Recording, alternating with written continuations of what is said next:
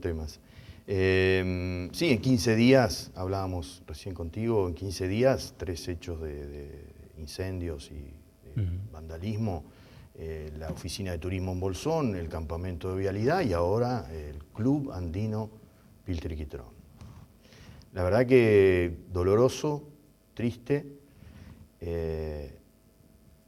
casi hasta podríamos remontarnos a 5, 6, 7 años atrás. Este es el tercer refugio o en este caso era la sede de Bolsón, pero en Bariloche vivimos estas situaciones años atrás con el Chalbaco, el refugio Yaco. Yo creo, no temo equivocarme, que debe haber unos 200 atentados en estos últimos, desde 2014 a la fecha, más o menos, de ataques, de cortes de ruta, de incendios, de ataque a las personas, de agresiones, a maquinaria, tomas de campos constantes. Lo vivieron en Chubut muy fuertemente años atrás, 2016, 2017, y después a partir del 2017 tenemos a 30 kilómetros, digamos, lo que todos conocemos, que es la toma de Mascardi, y las distintas tomas o usurpaciones que se van produciendo alrededor de la comarca. Y que muchos lo tiene usted como uno de los abogados que está trabajando la temática. Así que, y cada vez que hablamos de esto, se suele mencionar de manera insistente el escenario espejo, que es el escenario chileno, ¿no? El escenario que tiene una historicidad un poco más larga en cuanto a este tipo de episodios y una violencia de características quizás más impactantes, inclusive en un contexto como el nuestro. Así que vamos a contactarnos vía Zoom y le agradecemos la voluntad de hacerlo a Patricio Santibáñez, quien es presidente de la multigremial de la Araucanía. Santibáñez, un gusto saludarlo, buenas noches desde Bariloche, lo estamos saludando aquí desde Canal 6. La RAI. Correcto. Que nos escuchan. Mucho gusto de estar con ustedes.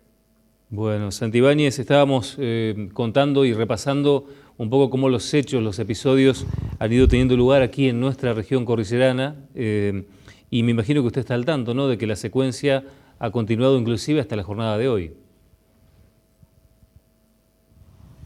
Bueno, en realidad aquí nos tiene tan preocupados hace tanto tiempo que sabemos que lo que pasa allá, pero no estamos informados en detalle. Aquí llevamos más de 20 años de violencia y particularmente los últimos dos, mucho más graves, particularmente este año, donde hay hechos de violencia a diario, más de un hecho por día. El primer semestre las autoridades reportaron más de 800 hechos de violencia, es decir, un promedio de 5 hechos diarios. Van del orden de 8 personas fallecidas por diferentes incidentes durante este año y más de 30 en el total del conflicto. Santibáñez, aquí en la Argentina se da un debate fuerte que involucra a los distintos estados, lo que nosotros son las gobernaciones provinciales. Yo sé que ustedes tienen una división política distinta que tiene que ver con las regiones, pero se hace un debate muy fuerte respecto de la consideración o no que se le debe dar a este tipo de episodios. Esto de la calificación de terrorismo, la intervención de las fuerzas federales, sí o no, cuándo son delitos comunes e intervienen las policías provinciales. ¿Ustedes cómo han llegado a este punto y cómo fue este debate allí?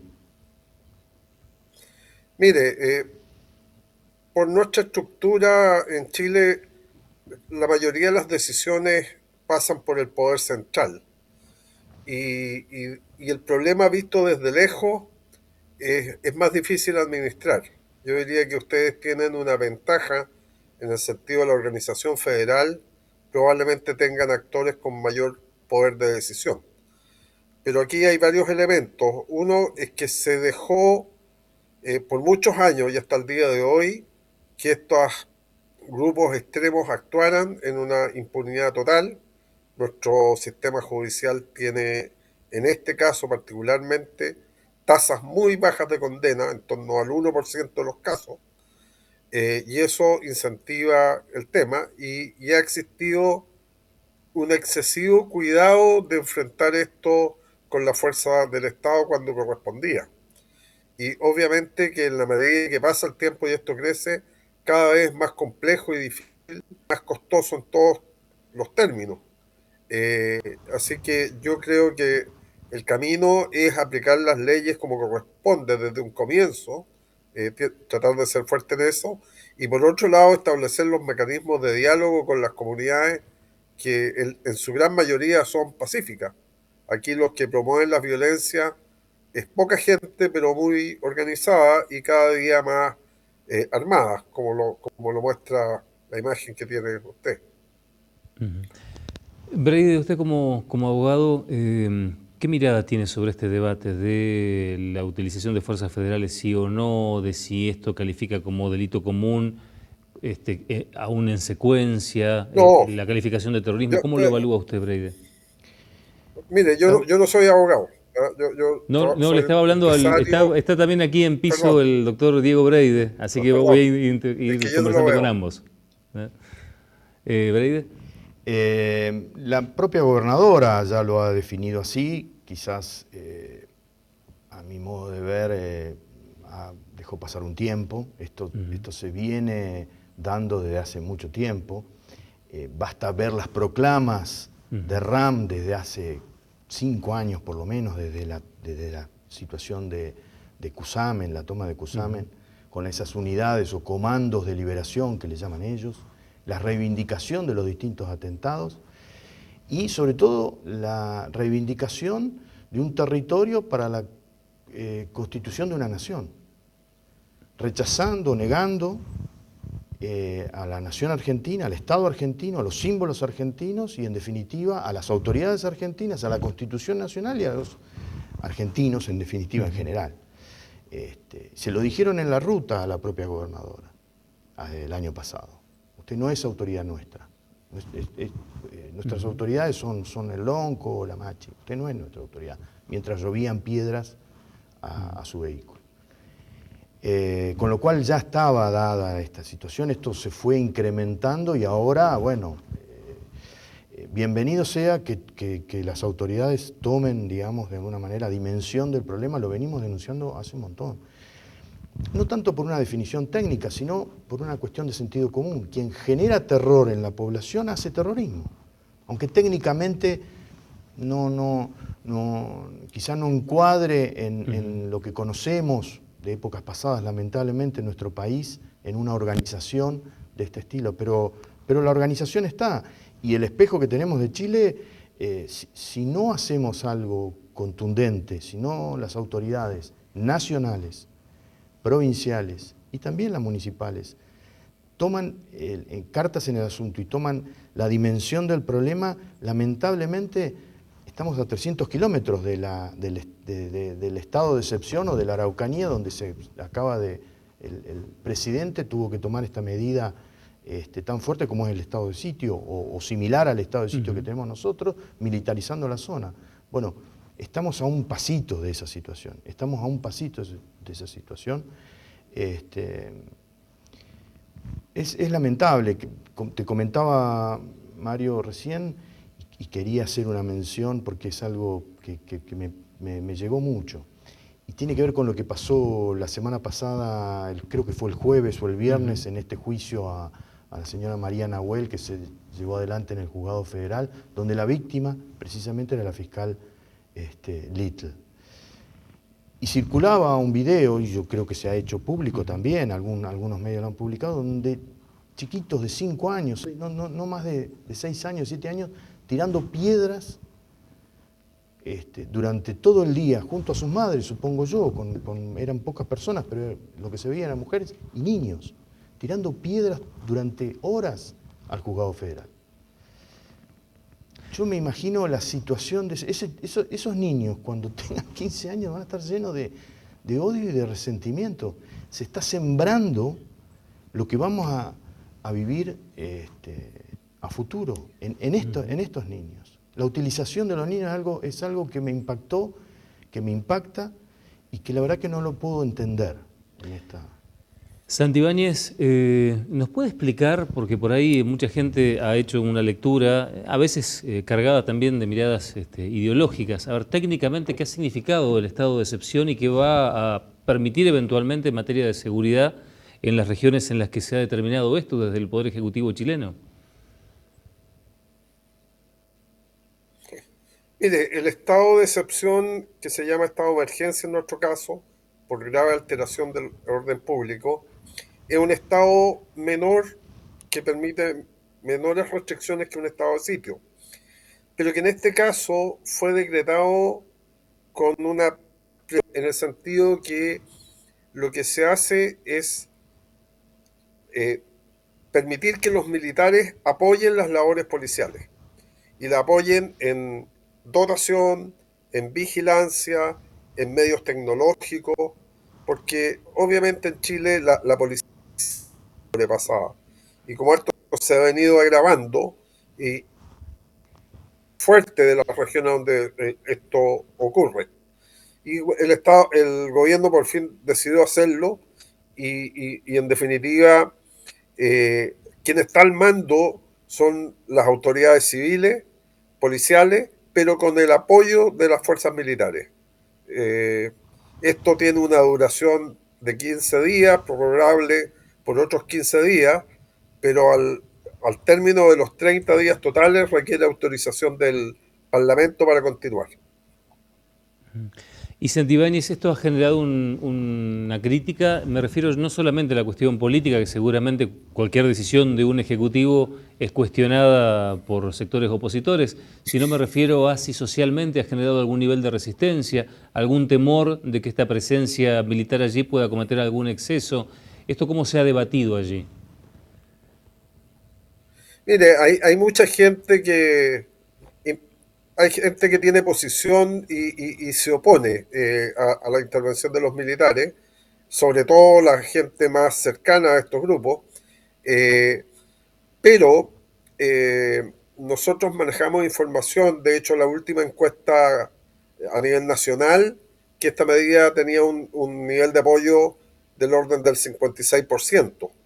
Eh, y nosotros manejamos una encuesta también de un estudio de redes sociales y ahí nos da que tiene un apoyo del 59% a nivel nacional, pero un 85, un 81% en la zona donde se aplica, que es donde la gente demanda con demanda de mayor seguridad.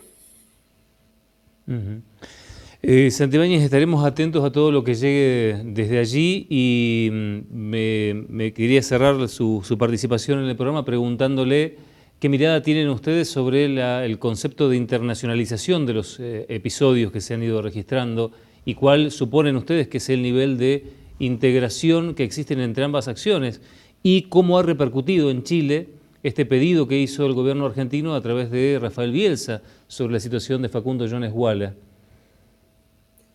Bueno, estos son movimientos que tienen redes internacionales. Claramente son movimientos locales, pero con una coordinación internacional y con una ideología y un soporte que es común. Lo que ustedes están viviendo en Argentina es lo mismo que hemos vivido nosotros.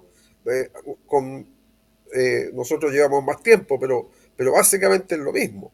En cuanto a la intervención del embajador, eh, hay, esto siempre las opiniones se dividen, pero hay una fuerte crítica en el sentido que es una intervención en un proceso que es judicial, que las autoridades políticas no debieran intervenir, ni menos las autoridades de otro país. Aquí hay delitos que la justicia tiene que sancionar y de acuerdo a eso se debe proceder. Santibáñez, Patricio Santibáñez, presidente de la Multigremial de la Araucanía, le agradecemos muchísimo este contacto que ha tenido con Canal 6. Muchas gracias a ustedes, disponible y ojalá que puedan avanzar y llegar a buen puerto con este problema. Muchas gracias. Que ande muy bien. Breide, le quería preguntar porque está tomando, tiene que ver con la temática, por supuesto, un aspecto mucho más jurídico y mucho más debatido, pero usted está tomando el caso vendría a ser las causas colaterales o complementarias de este diferendo territorial que se está dando con la comunidad Buenuleo. Sí, A partir de lo que son la presentación colectiva de el resto de los vecinos, ¿no? Digo, más allá del debate jurídico, judicial de origen, hay un grupo de vecinos que también están preocupados y han hecho una presentación, ¿no? Usted la está asesorando. Comenzamos a trabajar con ellos, tuvimos una reunión. La idea era tratar de dar una mano, a ver si se puede, finalmente, después de 40 años, que esta gente regularice la situación de sus tierras. Cuando digo esta gente, me refiero, Pilar 1 avanzó mucho más y tiene una situación menos complicada, pero muchos vecinos de Pilar 2 se encuentran con esta novedad de la resolución del INAI, y claro, con que aquellos que habían adquirido hace 30, incluso 40 años atrás, a través de boletos de compra-venta, de manos del propio señor Antonio Buenuleo Curinao, hoy se encuentran despojados, agredidos, situaciones de atropello que viven frente a una comunidad Buenuleo, reconocida el año pasado, que reivindica para sí lo que es este lote pastoril.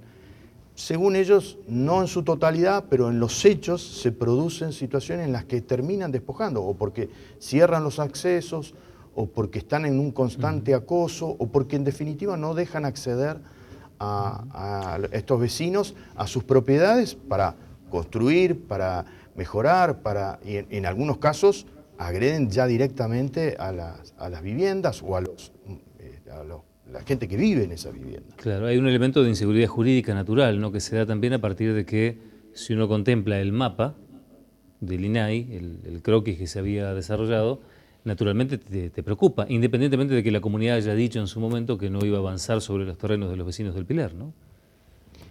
Dijo que no iba a avanzar, pero en los hechos se produce. Yo represento vecinos como los Mora que quieren ir a comer un asado en el terreno que le compraron a Antonio Buenuleo, con su boleto, con la firma Antonio Buenuleo, y son repelidos del lugar, y aparece la comunidad y con cierta prepotencia. Si bien no se han dado hechos de violencia, pero sí hay una actitud, digamos, de no permitirle usufructuar de aquello que adquirieron, y que en vida del señor Antonio Buenuleo pudieron, digamos, manejarse perfectamente en esos terrenos. Son terrenos de 1 hectárea, de 2, de 3, en el caso de Emilio Frey es mayor la cantidad. Bueno, él se encuentra, su propiedad se encuentra intrusada, si bien está la discusión esta de la reivindicación de lo territorial con la adquisición a través de estos boletos.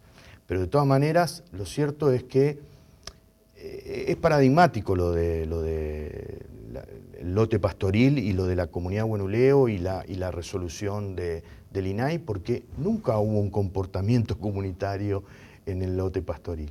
Siempre fue desde el año 46 que se titulariza a nombre de Antonio Buenuleo, que lo llaman Antonio Buenuleo abuelo, digamos, del cual después el nieto Antonio Buenuleo, que es quien, digamos, va cediendo estas parcelas o estos terrenos, se convierte en administrador de la sucesión, después se convierte en un usucapiente, es decir, alguien que pretende adquirir el dominio por la posesión veinteañal que está establecida en el Código Civil. Después cede esos derechos como usucapiente a un emprendedor, que lo recordarás, Mario, el señor Milas, que se compromete con los vecinos de Pilar 1 y Pilar 2 a regularizarle sus títulos. Después, frente a toda la problemática, se retira de esa o por lo menos deja de estar en la escena, y se siguen vendiendo se siguen transfiriendo estos lotes, incluso a veces aparecen compradores del mismo lote, 2 o 3 en algunos casos. Toda esta situación fue generada en el transcurso de estos 40 años. Entonces, yo, digamos, tengo esperanzas de que, sobre todo a través del gobierno provincial y desde el Instituto de Tierras, podamos encontrar una salida, claro, podamos encontrar por lo menos un marco de convivencia. En eso estamos trabajando, porque hay muchas denuncias penales, y justamente hoy estuve viendo esos legajos, estuve hablando con funcionarios judiciales, y aparentemente podría haber, por lo menos un primer paso, por lo menos una convivencia. Convivamos en paz, después discutimos la legitimidad o no, por un lado, de esta reivindicación territorial, para mí ilegítima de alguna manera, y las adquisiciones a través de instrumentos privados por parte del propio Antonio Bueno León. Lo cierto de la situación de Bueno León es que no es una posesión ancestral, porque nunca se comportó como un poseedor o tradicional, porque ancestral es un término que no dice mucho jurídicamente. Jurídicamente.